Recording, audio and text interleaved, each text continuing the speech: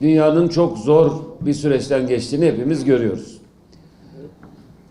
Önce pandemi sırasında dünyanın hemen hemen bütün ülkelerini etkisi altına alan olağanüstü yüksek bir ekonomik türbülans, dünyadaki enerji fiyatları başta olmak üzere bütün imalatı etkileyen, üretimi etkileyen bütün girdilerde olağanüstü yüksek fiyat artışları, işte değerli metallerin yükselmesi, endüstriyel metallerin yükselmesi, lojistik maliyetlerin artması vesaire. Zaten fevkalade zor bir de sağlık sorunuyla karşı karşıya kalan dünyada ekonomiyi de şöyle şiddetli bir şekilde sarsan bir büyük rüzgar olarak, fırtına olarak karşımıza çıktı.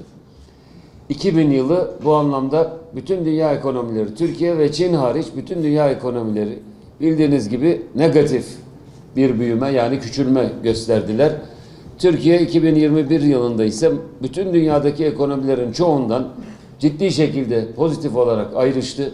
Hem çok yüksek bir büyüme hızına ulaştı, hem Türkiye'nin cari açığı ciddi şekilde makul seviyelere gelmiş oldu.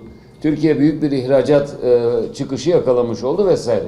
Bunların hepsini biliyorsunuz.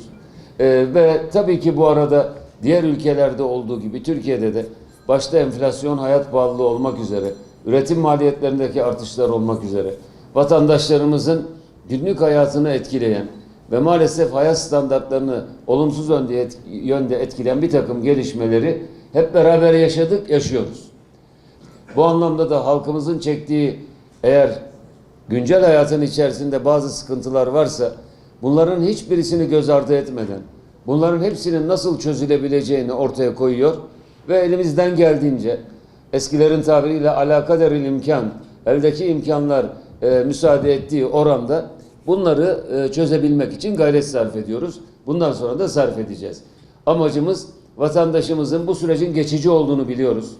Bunun bir parantez olduğunu biliyoruz ve vatandaşlarımızın üzerindeki özellikle hayatın pahalılaşmasıyla ilgili yükleri en az seviyeye indirerek bu anlamda vatandaşımızın daha güçlü bir şekilde yarınlara ilerlemesi için gayret sarf ediyoruz.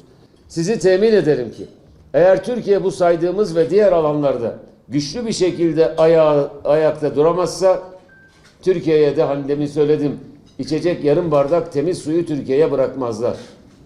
Onun için güçlü olmak, birlikte beraber olmak, kendi aramızdaki farklılıkları bir şekilde görüşerek, konuşarak, istişareyle ortadan kaldırmak, ortak hedeflere doğru yönelmek ve ülkemizi, şehirlerimizi fevkalade güçlü bir hale getirmek geliyor. Bu yakaladığımız ivmeyi çok daha güçlü bir şekilde ileriye götüreceğiz. Bunun yolu da tek tek şehirlerimizin güçlü olmasından geçiyor.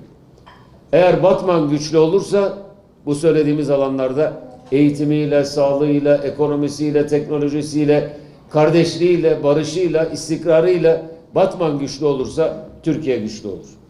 Batman ne kadar daha ileriye giderse Türkiye de o kadar ileriye gider. Allah'a çok şükür bugün ben epeydir Batman'a gelmemiştim.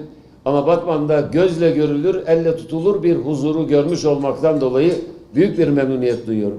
Can pahasına büyük bir mücadeleyle burada terör örgütlerine müsaade edilmedi ve burada bir huzur ortamı sağlanmış oldu.